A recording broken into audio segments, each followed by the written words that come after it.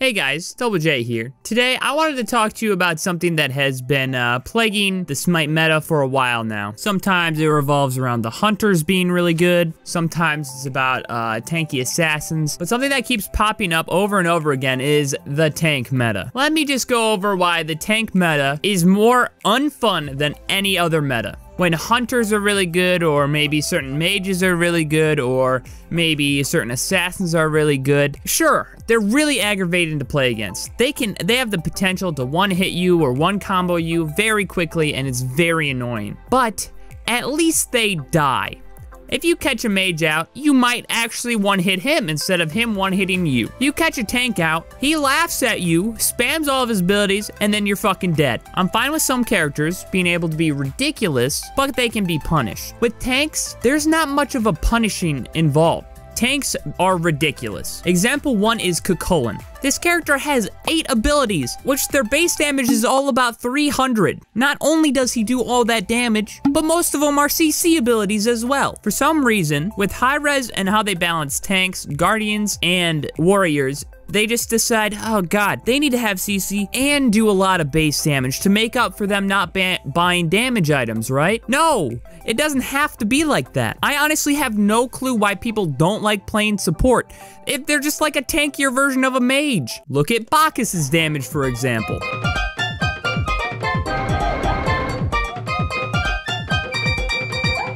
Yeah, and he has no offensive items whatsoever. Now, the tank meta is already bad. It's already annoying. It's very aggravating seeing about 3 tanks in the game at a time. But ever since they put Thorns as a viable option for a relic, it just has made it that much worse. All right, this is an example of Cucullin just using his abilities on Rama.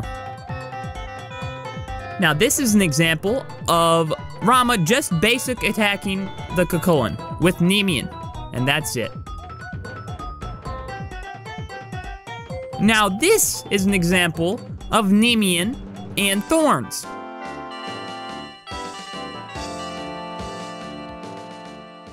And now this is the example of a tank running out of carry with Thorns active.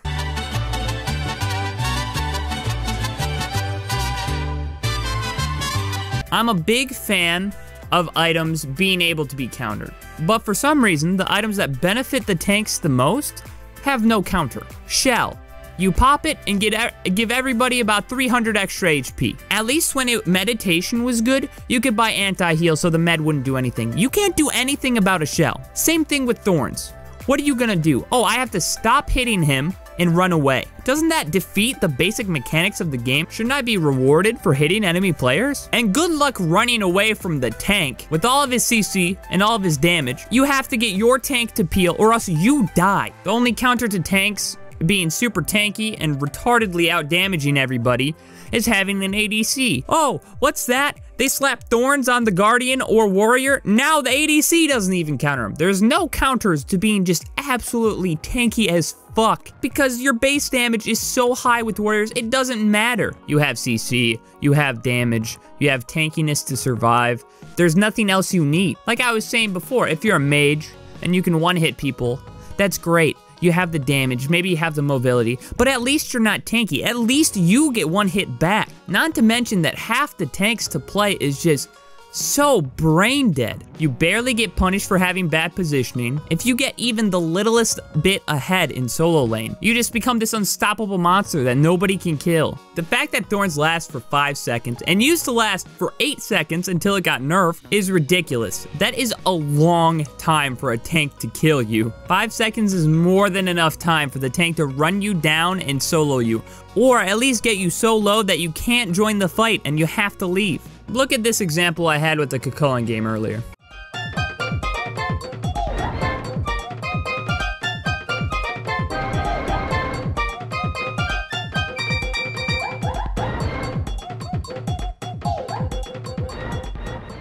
I did about 80% of Izanami's HP with only boots and a gladiator shield. Why is that okay? What's the point of playing an assassin when I could just play a warrior and build tanky and do the same amount of damage. In this other example, I literally killed the Ganesha at about 80% HP while he has an Aphrodite hooked onto him, while she's healing them and ulting him. This is ridiculous, and this shouldn't be how the game works. Now, this isn't just about Cucullin. This is about pretty much any warrior or guardian. Look at this Ares clip, for example. Ares is known for doing a lot of damage and being more of a bruiser than a guardian. But I even missed my chain. I missed my main source of damage. I only used my 3 and walk at her with Thorns, and she almost dies from it. Now that's what I call skillful, man. Walking at somebody and activating Thorns. God damn, how does he do it? Now that comes to the question, how do we fix the tank meta? For one, start nerfing all of the base damage on warriors and guardians. Jesus Christ. Like, look at this. Hercules' base damage of his ult is 800, plus 100% of his physical power, plus it can bounce and do even more damage. You can easily half health a carry with that, or even 75% a mage with that. We're also still talking about the character that can pop 3 and dive Phoenix at 4 minutes into the game and fucking live. The next thing we can do is just hope they nerf the relics that make them broken as garbage. Thorns, shell. When it comes down to it, those mechanics aren't fun. Anything that prevents me as the carry from attacking anybody or feeling cheated out of a kill isn't a fun game mechanic, and it just doesn't need to be in the game in the first place. So thank you guys for watching this video. Let me know what you think about the tank meta and what we can do to fix it.